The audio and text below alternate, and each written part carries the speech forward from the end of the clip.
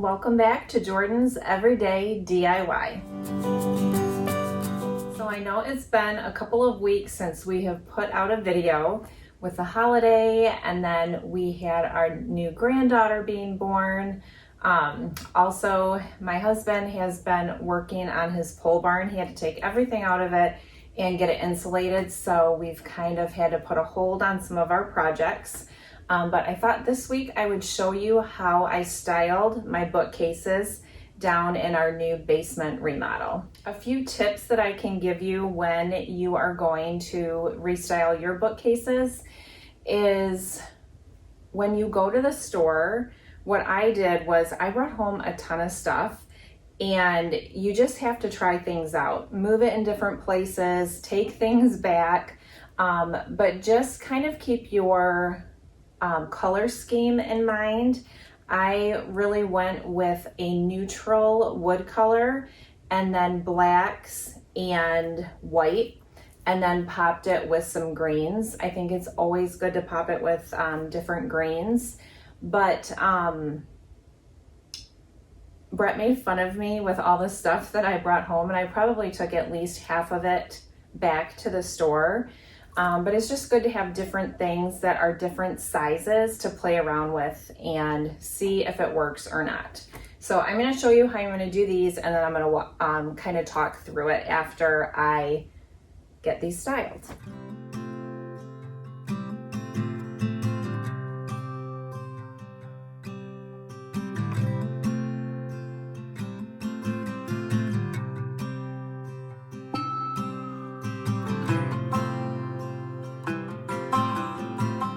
We'll start on this side, and I think one thing, and obviously I had these styled before and played around with it for quite a bit till I found what I thought looked right. So don't be afraid to do that.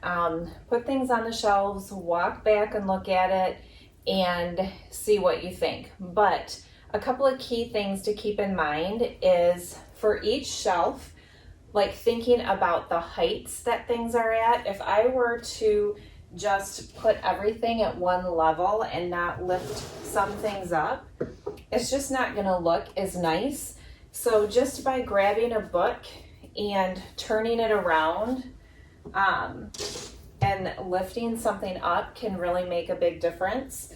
I was fortunate enough to get these really pretty books that are hardcover, and they match really well from my parents. These were actually a set of books that my dad had in college, I think he said, so it's kind of cool to have that history as well. So don't be afraid to shop your own house or your parents' house either to find little things.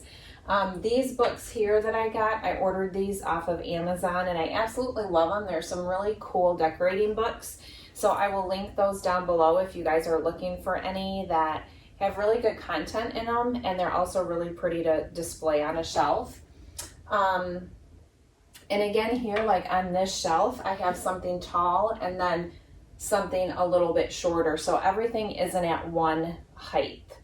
And then over here on this side, another thing that I love to use on bookshelves are candlesticks and vases.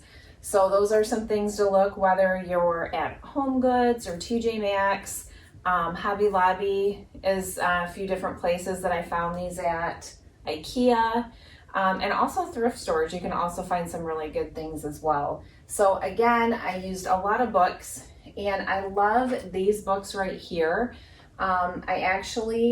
Their covers on them were a crazy color, and so I just ripped off the cover, and then you get just this really cool look. So that's another idea. And then again, I think just adding some greenery. These are faux green, but I feel like they look real. And both of these right there. So I like adding them on both sides to kind of even it out. And then of course baskets. Baskets are great. These up here, I don't know that I'll need to put anything in them, but if you had some at a lower level that you could put like your remotes in, and you can store different things in them as well and kind of use it for dual purpose, that works out great too.